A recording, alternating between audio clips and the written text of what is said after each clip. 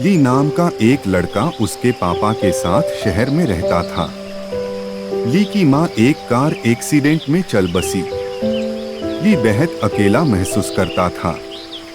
ली के पापा ने उसको उसकी दादी के पास छोड़ने का सोचा।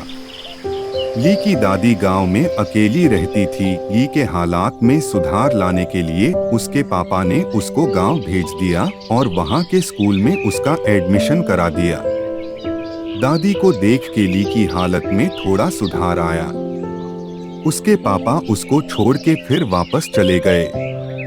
स्कूल का पहला दिन था। दादी ने उसे तैयार किया और साथ में स्कूल छोड़ने आई। ली को सब देख रहे थे जो उसे पसंद नहीं आ रहा था। ली अपनी क्लास में गया और चुपचाप कोने में बैठ गया। उसको सब उसका नाम पूछने लगे और धमकाने लगे।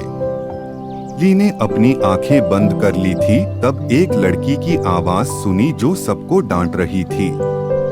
क्लास टीचर क्लास में आई और ली को अपना परिचय देने के लिए कहा।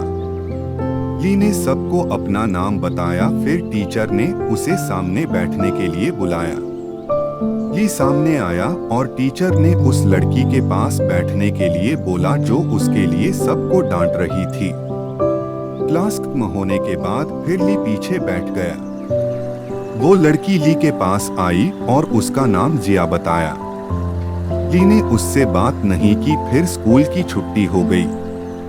ली जब स्कूल से आ रहा था तो वो लड़की भी उसके साथ आ रही थी।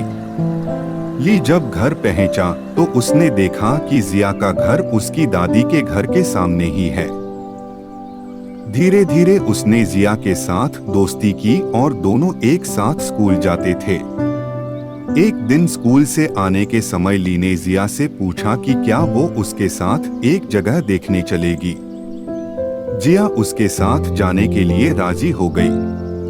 ली ने उसे एक नदी के पास लेके गया जहां बहुत सारे जुगनू थे और पूरी जगह बहुत ही खूबसूरत दिख रही थी। ली ने उसे बताया कि बचपन में ली के पापा उसे यहाँ लेके आया करते थे और बस साल में एक बार ही सारे जुगनू वहाँ एक साथ आते हैं। उसके बाद जिया का भी पसंदीदा जगह वो जगह बन गया था। हर साल वो दोनों उस दिन वहाँ जाते थे। 5-6 साल बाद ली के दादी की मौत हो गई।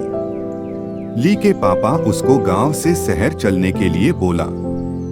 ली का मन जाने का नहीं था। वो जिया से आखिर बार मिलने के लिए गया और ली ने वादा किया कि वो हर साल उसे नदी के पास मिलने के लिए आएगा जिस दिन जुगनू निकलते हैं। हर साल जिया उसका वही इंतजार करती थी पर कभी नहीं आया।